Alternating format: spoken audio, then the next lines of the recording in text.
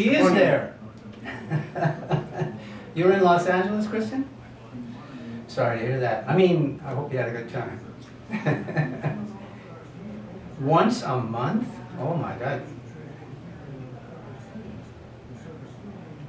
Oh. Yeah, I'm not surprised. You know, I've only been back 5 since I moved from there. 5 times. 12 years ago. Yeah. I understand that completely.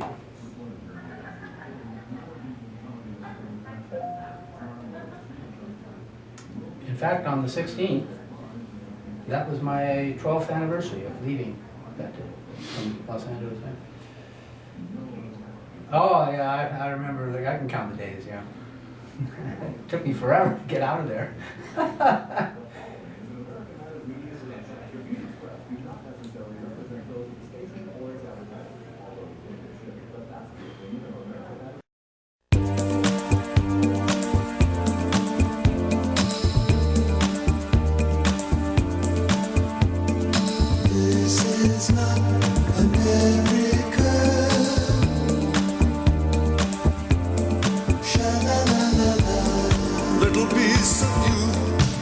Hey, welcome back to Talking Truth to Power, Nevada's Freedom Talk Radio. I'm your host, Brendan Traynor, and our co-host, Leland Faegre.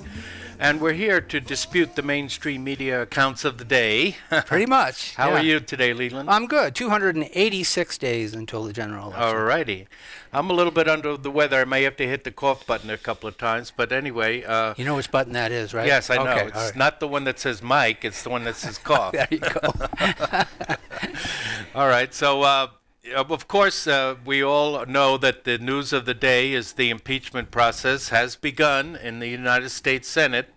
The trial, as it's called, and I happened to get Alan Dershowitz's book on impeachment. Yeah, okay. I got it on Kindle. Very good. And if he is now, as he said on TV, he is not a counsel, the president's counsel, but he is a counsel like on call. He's a special counsel. And I think that if after he gives his exposition, the Republicans are going to be bound to make a motion in accordance with his views that he expressed in the book, that under the Constitution, the impeachment is not just a political process like the Democrats are saying, that the impeachment, or even I think a president said, I think Ford said it too, that impeachment is whatever the House designs it, makes it. It's a purely political process, and he's saying no, the Constitution is very specific, that it has to be for a crime, and it's a high crime and misdemeanor, such as bribery or treason, and it cannot be just mere abuse of office, and that he has a very strict and limited idea compared to other scholars. Like, he was on CNN, and the ex-CIA agent in Vanderbilt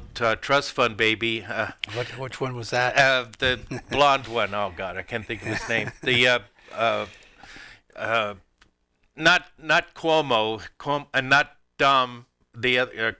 Oh gosh! Now I spoiled the whole thing because I can't remember his name. No, it gets food for thought because clearly, that school of intelligence officers is pretty wide. And oh yeah, that's who the Democrat Central Committee got nominated to run for office.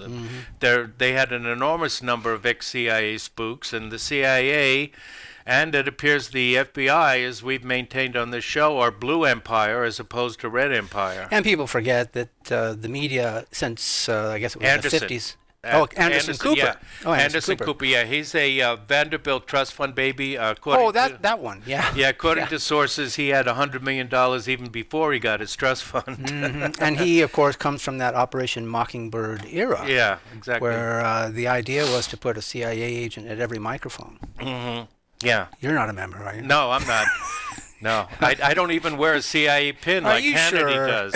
Yeah, right, exactly.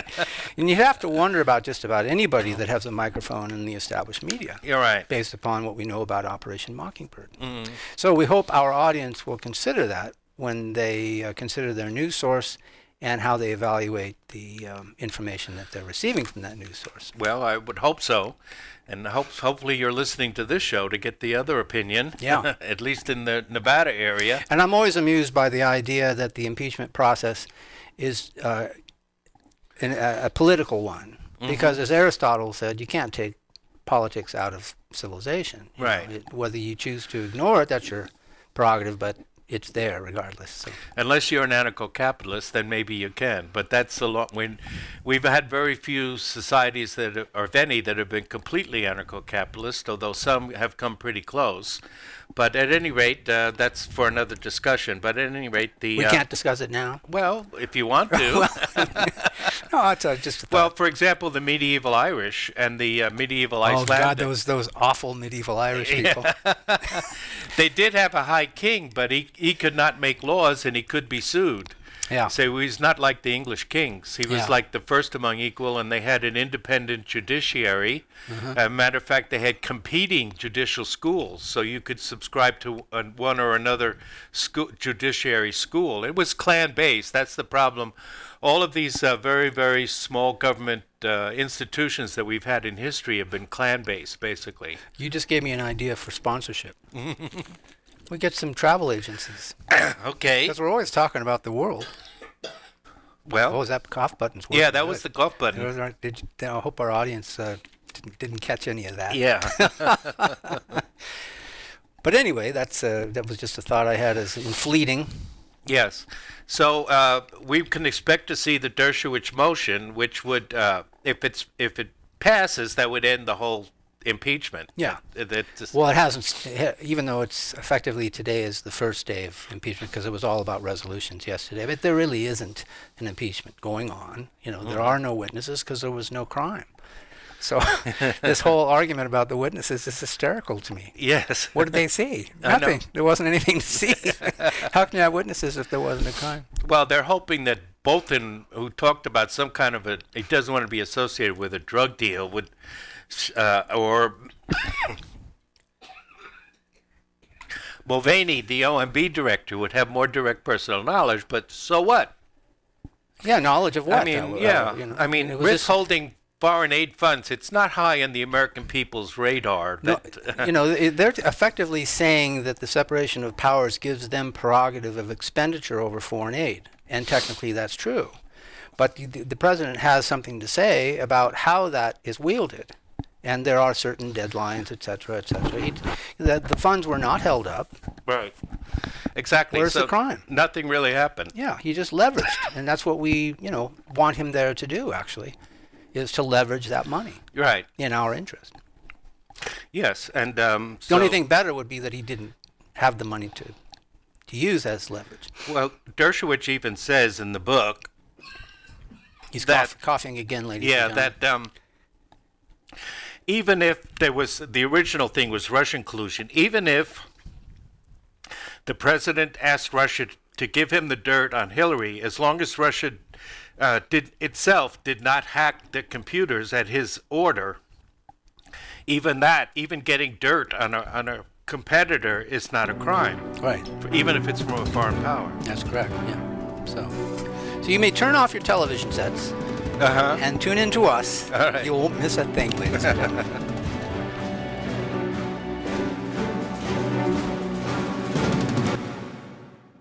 Have you, a friend, or family member been diagnosed with cancer? Dr. Forsyth at the Forsyth Cancer Care Center offers an all-inclusive program.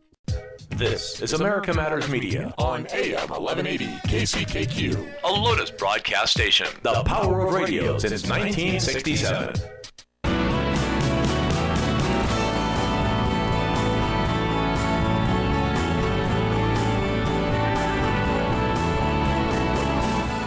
Want to expand your advertising dollar? Sponsor this or any America Matters program by calling 775-827-8900, extension 2.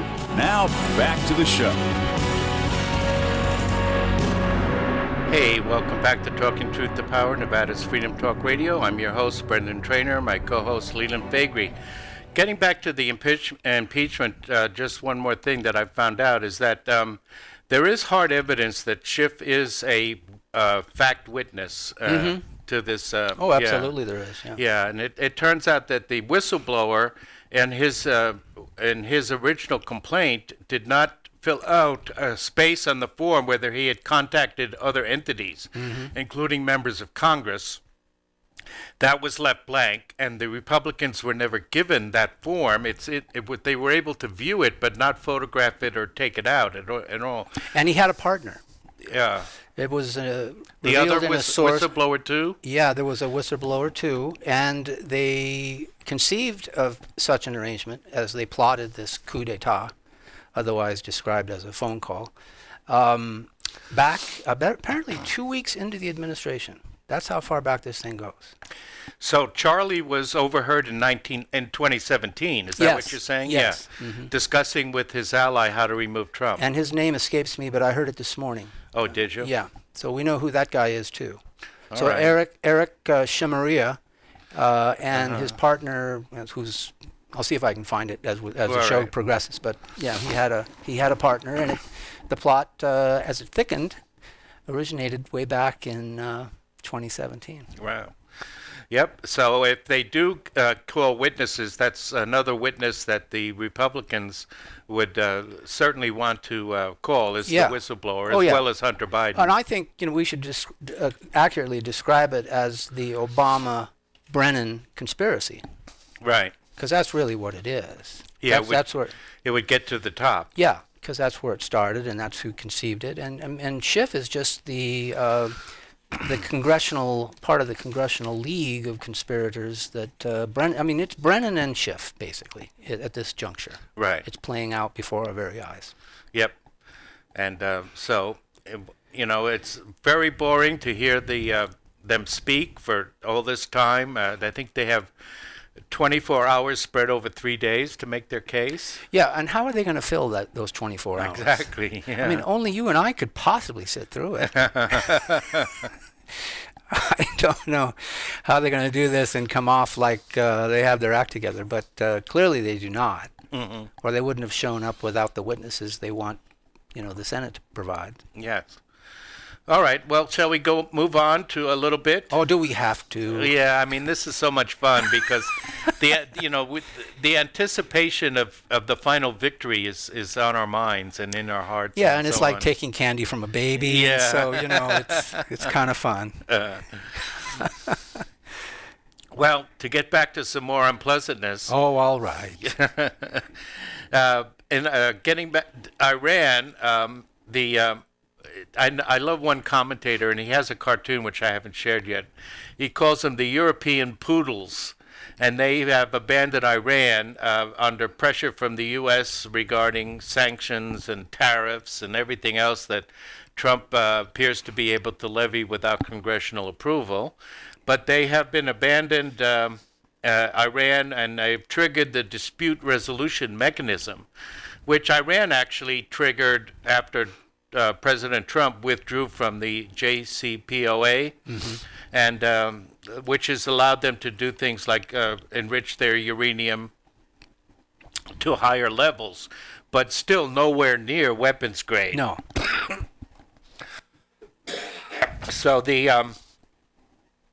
if the Europeans go through with this would trigger bringing up the question of Iran at the UN Security Council, which could snap back all the UN sanctions, and Iran will be further isolated from the West. Iran has so far countered by threatening to leave the Treaty on the Non-Proliferation of Nuclear Weapons, the NPT. But keep in mind, Iran is still allowing the International Atomic Energy Agency to do inspections on its missiles. Now, also keep in mind that President Bush wanted to attack Iran or ratchet up sanctions or whatever, and which one? W. Yeah. And he was prevented because the intelligence community actually presented a study that says Iran was not actively looking for the bomb. So he was prevented from doing that. However, we know that Israel under Bibi Netanyahu for 20 years has been consistently saying that Iran is 6 months away from getting the bomb. They've got 200 of them. Yes. And so, yeah, ironically, Israel is known to have the bomb, and they are not a signatory to the any nuclear agreements, and it's a violation of U.S. law to be giving aid to a country that secretly has the bomb and is not a signatory to international treaties. But, of course, we don't always obey the law. No one is above the law except Israel, and so we continue to ignore that.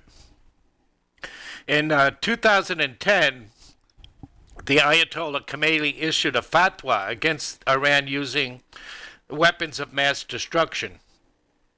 He said that it is haram, H-A-R-A-A-M, which means forbidden under Islamic law, for the Islamic Republic to develop weapons of mass destruction. Now, of course, you may say that that doesn't matter. They're just a bunch of lying ragheads or whatever you want to say about them. No, I wasn't going to say that. No, but some would. But we do have empirical evidence because in the Iran-Iraq war, which was a 10-year war, Iraq used gas against the Iranian people. And we know that because we sold them the gas. Mm-hmm. We have the receipts. Right. And so they Iraq used the gas against Iran, but Iran had stockpiles left over from the Shah, and they refused to use them. They did not use gas against the Iranians. So that should be, to an impartial observer, a understanding that Iran is not just lying, but they do have a religious objection to it, to the development of weapons of mass destruction. However, our government has no such compunctions. We have all kinds of weapons of mass destruction. By the way, we have never destroyed our chemical weapon stockpiles because, you know, we're always a force for good in the world. And we always use them very, very, Very appropriately. judiciously and appropriately, yes. So we don't have to abide by these, as neither does our finest ally, Israel, our great and tremendous friend, the only democracy in the Middle East. They do not have to abide by these laws either. Did you see all that violence in Lebanon, in Beirut? Was there more violence? I didn't see it. No. Yeah. What? Doesn't look good.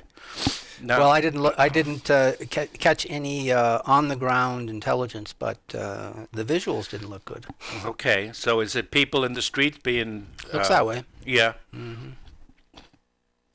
There is a revolt against corruption and against the Lebanese confessional system, whereby every religious faction in Lebanon is guaranteed a seat in the government. Mm-hmm. People are saying that leads to corruption. Mm-hmm.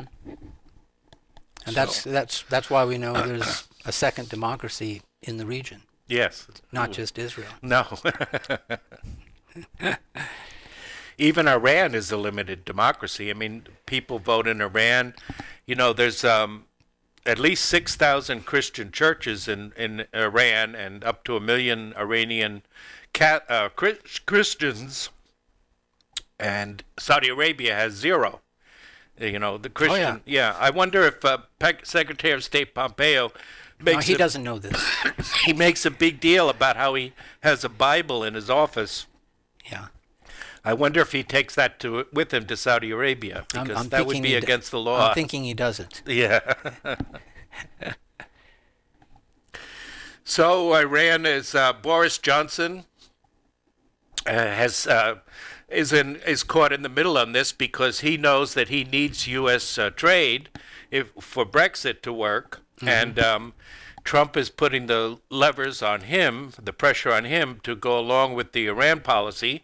So now he's talking, no longer talking so much about the JCPOA, but he's talking about the Trump plan. We have to go by the Trump plan. Yeah, and he said it well. Did you hear exactly the statement? It was quite extraordinary. You know, it was very forceful, and he was very interesting, very interested in it. Yeah, he seems to be, and I think you're appropriately designating the reason, and that is the implementation post-Brexit of to make up for the trade deficits that are likely to occur with what they're going their own way. Yes. So, but what does the Trump plan boil down to? Well, it boils down to no uranium enrichment at all, period, for Iran. No ballistic missiles at all. Mm-hmm. No malign activity, whatever that is. But it apparently they're primarily concerned with proxies, I think. Yeah, proxies like Hezbollah and the army of Hezbollah means army of God, and in Iraq there's also a group that calls themselves Hezbollah, but they're not affiliated with the Lebanese Hezbollah, although we would probably claim they are. Hamas in Gaza. You are so cynical. Yeah, Hamas in Gaza. The Houthis. And so no Iranian activity in Syria, and submitted to the U.S. Senate for as a treaty. Yeah, where it got through it.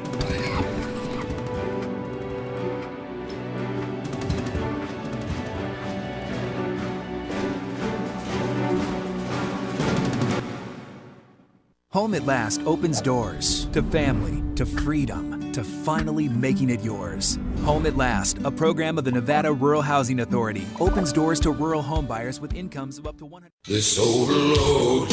Shannon Molassen here. Join us for the Nevada Radio Roundup, Fridays at 2 p.m. A good news variety show all about the local scene. The Nevada Roundup, Friday at 2.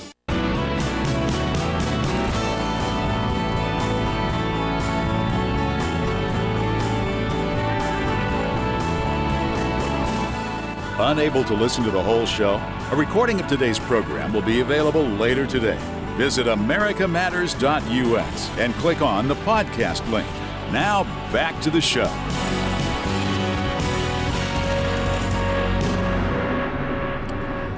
Hey, welcome back to Talking Truth to Power, Nevada's Freedom Talk Radio. I'm your host, Brendan Trainer, and my co-host, Leland Faegre.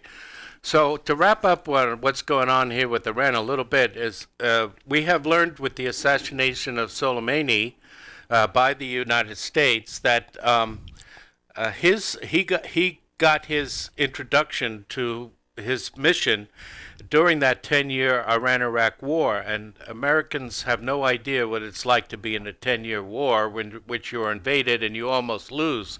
At one point, the Iranians were sending teenagers out to fight in the battle, and they could have lost the war. They barely hung on. I think Rumsfeld insisted on it. Yeah.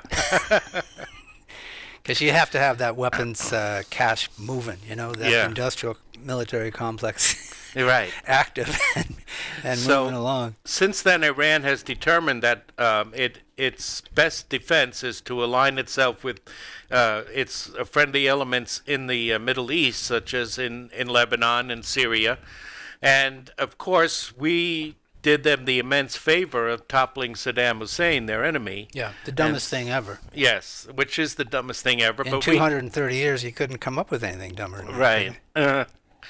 So, and this is the malign activities that we're talking about are a violation of George Washington's principle of, America should not hold grudges for decades over incidents that happened in the past, nor should they have a favorite that they polled above other nations. We should be neutral in that respect. Right, and that's the ancillary of just non-intervention.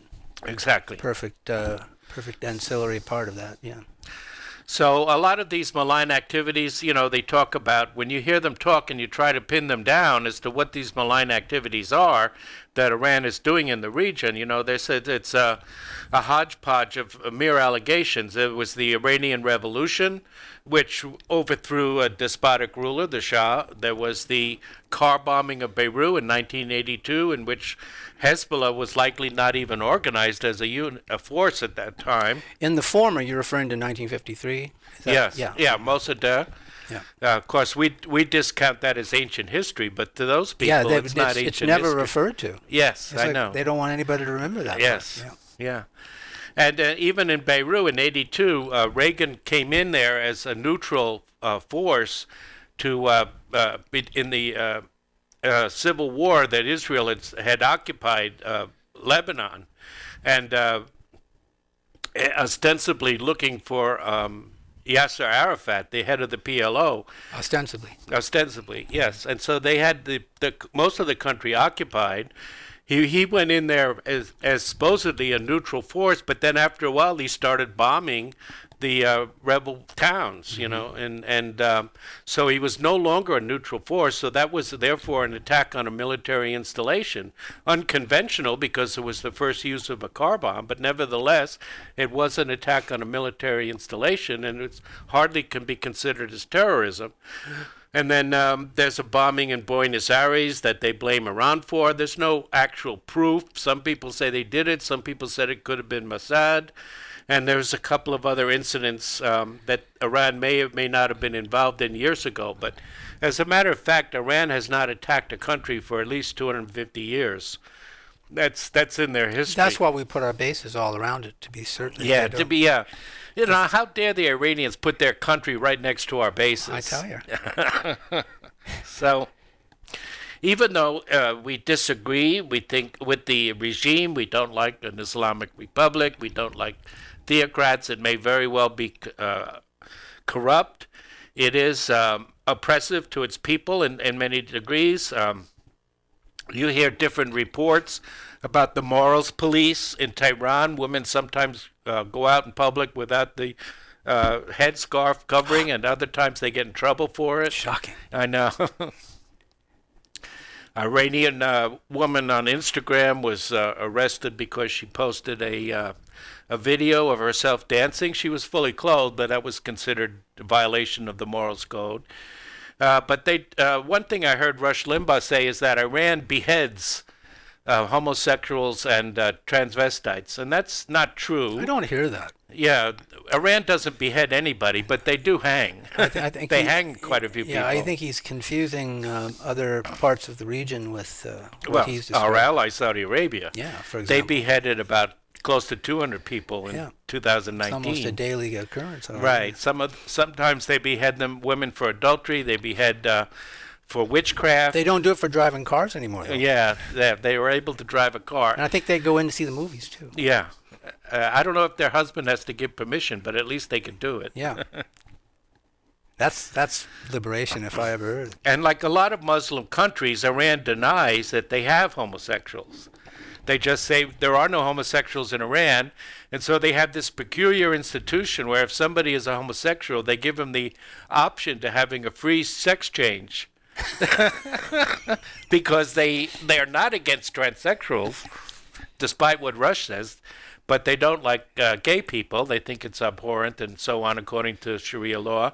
And they do hang some homosexuals and so on. So it's not a Jeffersonian democracy by any means, but compared to the Gulf states in the region, Iran has got a lot of going for it. And throughout its history, Iran has had the Shia religion, when they've been in power, have had a lot going for it as far as tolerance and scientific education. I mean, nobody in Saudi Arabia, almost nobody receives a scientific education in these madrass schools.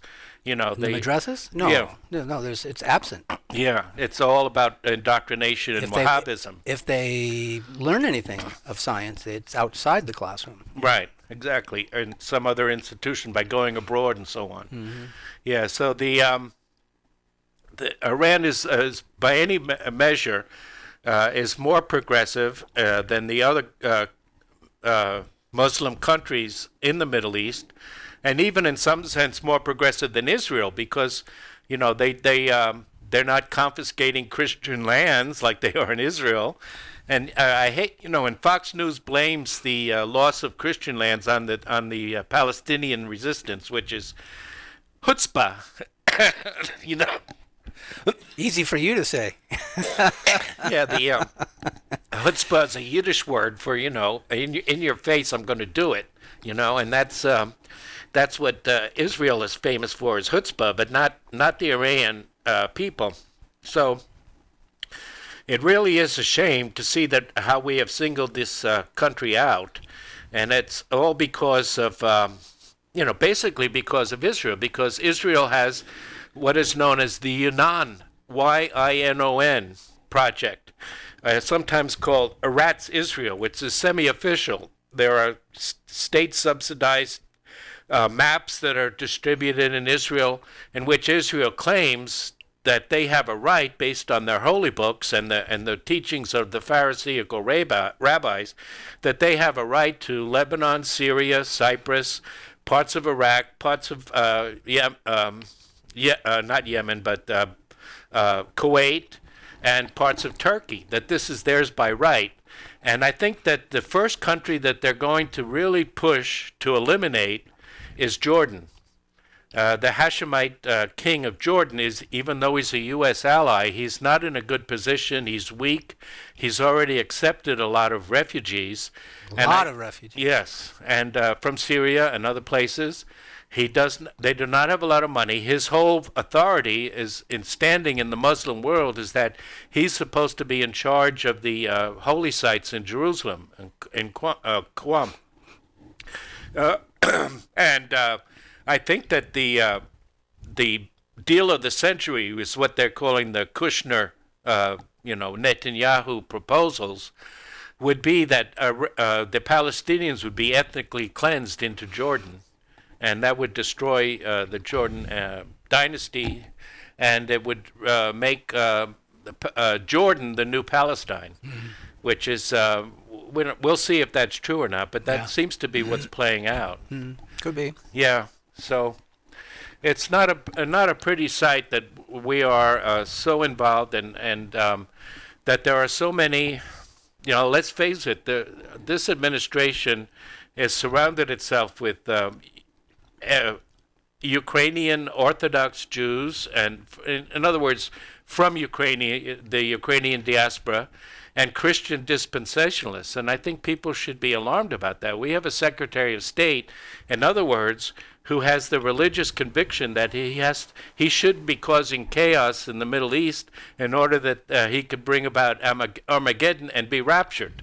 So, but I think underlying the Christian paradigm, at some level, most Christians feel that is their proper place in history, in civilization. To what? To a certain extent, what you just described of Pompeo. Not most Christians. I think most Christians. No. They're not consciously aware of it. I will give you that. But on some level, it's all about the rivalry between the orthodoxy of the various sects, of the various religions. Every part of our discussion here today has to do, underlying all of this subject matter is Orthodox religion.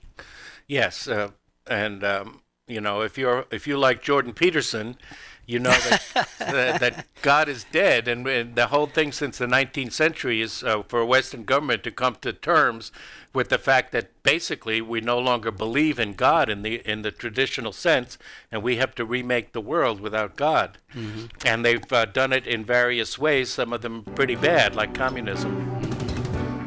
Gosh, I wish we could get a break. Oh, we have one. It's coming right up.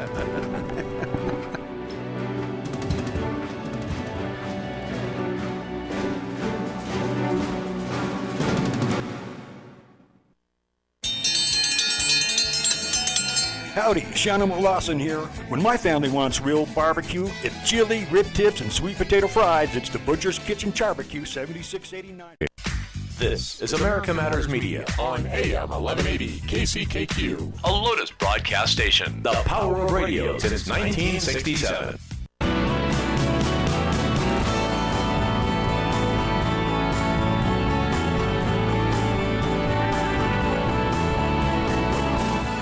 To join the conversation, call 844-790-TALK. That's 844-790-8255. Now, back to the show.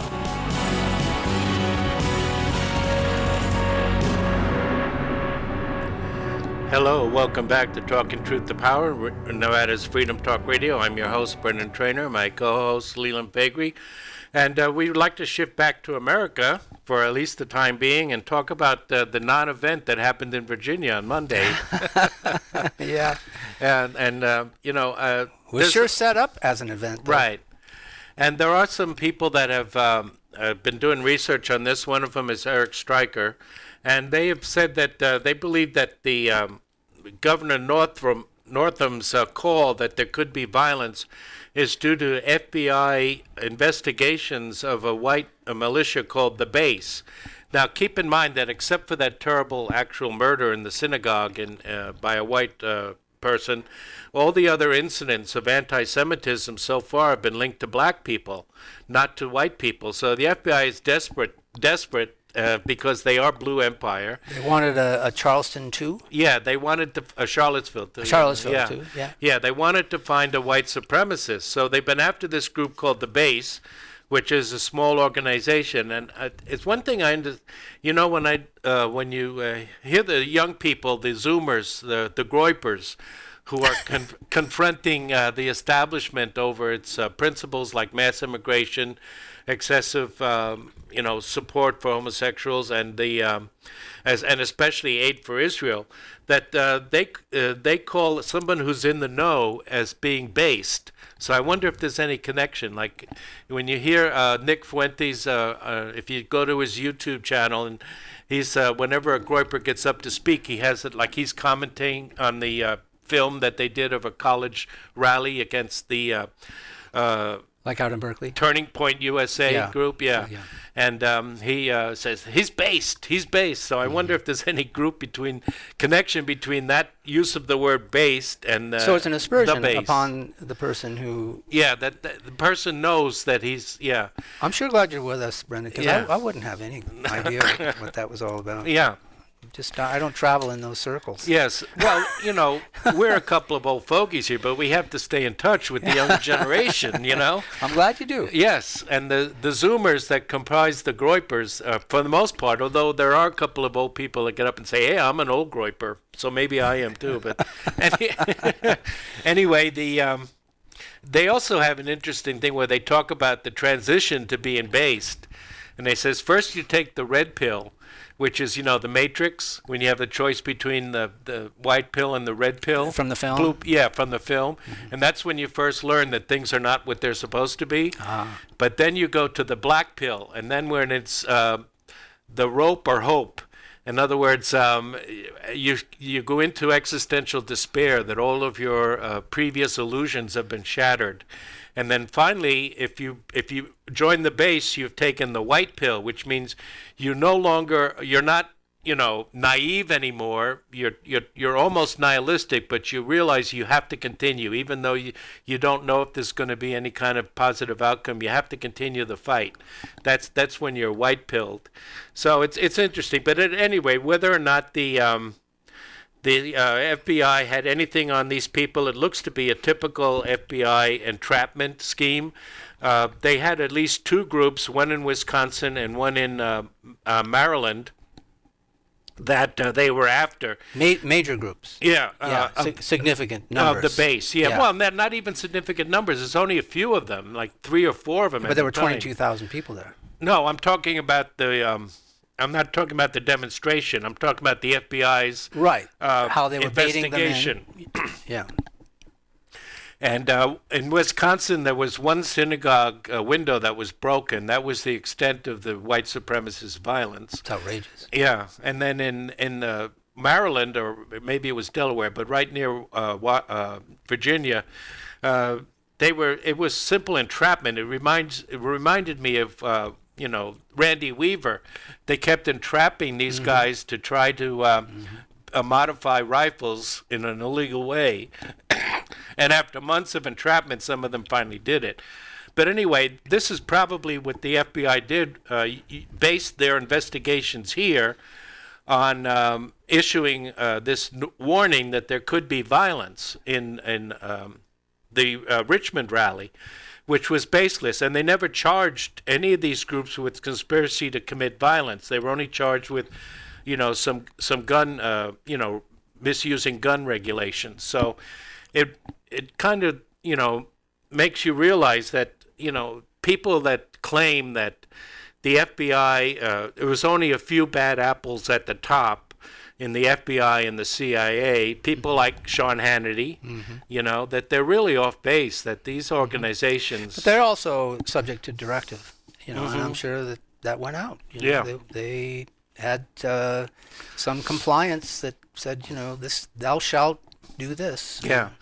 Again, it's a desperate search for violent white supremacists. If you don't have one, you got to create one, don't you? Yes, exactly. Yeah. Which is like with Randy Weaver, this is what leads to the problem. So that's why when there was no violence and the Oath Keepers kept their word and they were not involved in any violence, but rather in keeping the peace, then Governor Northam, this is how government works all the time. You know, Governor Northam got up and gave a big speech about, see, it works. if it wasn't for us, there would have been violence. Yeah, it's formulaic, you know, and repeated. Wash, no matter rinse, where and you repeat. go. Yeah. So I don't think we have the energy right now to get into any more, except we don't. You wanted to talk a little bit about the virus. Well, only that I see on Drudge that it is apparently mutating, and there are new cases that from this one story that are coming to light. So and they've affected some quarantines here and there. So they are concerned about it. I think whether they have it under their control or not. The official word is, nothing to see here, move along. Mm-hmm. Yeah, we do have the one case in Washington, D.C. No, it's in the state of Washington. State of Washington? Yeah, state of Washington, that's right. But we are overdue for a pandemic. Yeah, probably. And it's just the law of averages. Mm-hmm. Whether or not there's mischief in the offering of this virus is another question. I only put it out there. Yeah. I'm only putting it out there. You're not a conspiracy theorist? No, I don't tread water in those. But what would be the point under your theory that there is a conspiracy? Well, there could be lots of theories, actually, not just one, but that is, our enemies are very desperate to remove Trump. How that could tie into this, I don't know, but they are looking for chaos. Mm-hmm. Chaos is the perfect cover for these types, and this could do it. All right, so we have a free trade agreement, and that means the yellow peril is coming over here. Is that Who it? knows? Yeah. Who knows? I just throw it out there. Yeah. And, well, it is a good thing that we have these new free trade agreements, although how new and they are remains to be seen. Some are saying that it's just a rehash, like especially the Mackler one, and that the Democrats got even more of what they wanted in the new NAFTA than they had with the old NAFTA. Well, it certainly is a predicate and a foundation for globalism. Mm-hmm. That doesn't change under the new USMCA. That concerns me. If Trump wasn't at the helm, it would concern me even more than it does fundamentally, because it does establish effectively an entanglement for three nations in this hemisphere that could easily overturn U.S. federalism in a heartbeat. Mm-hmm. And I don't expect that to be the case under Trump's administration, but it's something long after Trump, because we don't know where this is going. It could very well turn against us. Yeah. We've got a couple of minutes, and maybe we could get in a little bit about Putin's reforms in Russia. Mm-hmm. Speaking of what will happen after Trump, what will happen after Putin. Mm-hmm. And it's very interesting because a lot of the media is describing it as another power grab by Putin, but those in the know about Russia are saying that it's exactly the opposite. Yeah, I think I can see how it could be construed at face value, the way it's been interpreted at the local level, the empirical level. But in fact, he almost writes himself out of his own destiny, doesn't he, in the document? Well, he clarifies the Russian Constitution, which was created after the fall of the Soviet Union and modeled after the original first Russian Constitution, because Russia was an absolute monarchy up until then, in 1905. And it gave too much power to the president, according to Putin, and Putin is the president. Plus, he said that he took out the word consecutive terms. Right. So he can only serve 2 terms, the president, no more. And for which there is no provision for him hanging around. Right. Well, there is sort of. He creates an advisory council, so he could be like the elder statesman. We don't have that in America, but other countries have it. He could be like an elder statesman who is in charge, who is the leader or the president of this advisory council. So it could be another Medvedev kind of arrangement for somebody to caretake the administration. I don't think it's got that much power. There would be a new president now, and also it gives more power to the legislature, the Duma. and decentralizes power also in that the Russian courts are given more power to declare laws unconstitutional. So right now, from what I'm seeing, people are pleased, and also it keeps the neoliberals out because you cannot have dual citizenship. You have to be a citizen of Russia for 25 years before you can run for president. Wow, that is intense. Yeah, so that keeps the neoliberals that often have second passports in Western Europe, keeps them out of power. I've got one of those. So do I. Join us again next week.